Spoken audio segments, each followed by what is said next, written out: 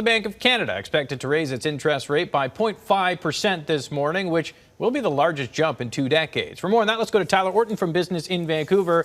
Morning, Tyler. This is all about fighting inflation. Yeah, and it's going to have impacts on just regular Canadians. The most tangible thing that you can point to would be, say, mortgage rates.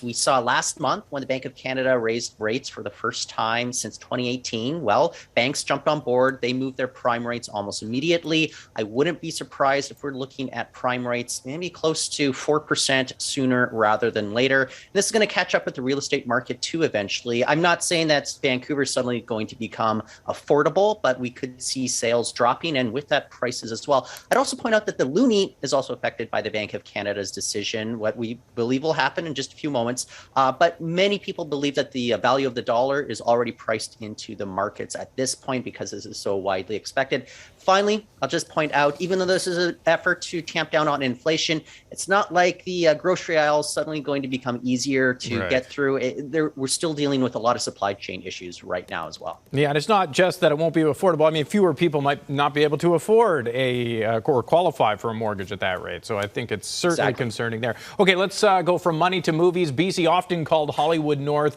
and we've taken that title back from Ontario, but COVID restrictions may have played a role. What's this about? Well, it's interesting. So we saw production activity jump 13% to hit $3.3 billion during the first part, or I should say the first full year of the pandemic. That's according to a new report from the Canadian Media Producers Association. And it came at the same time that Ontario was facing much tighter restrictions during the pandemic than British Columbia was. We were also one of the first jurisdictions in the world to really get going, especially with bringing Hollywood productions here. And we found that BC was home to far and away the majority of Hollywood productions, or foreign location service productions, as they're known as. But the issue facing the industry right now is, recall that the Directors Guild here in BC just voted in favor of a strike mandate, and employers are saying that, well, maybe they'll have to reconsider whether they launch new projects here in British Columbia.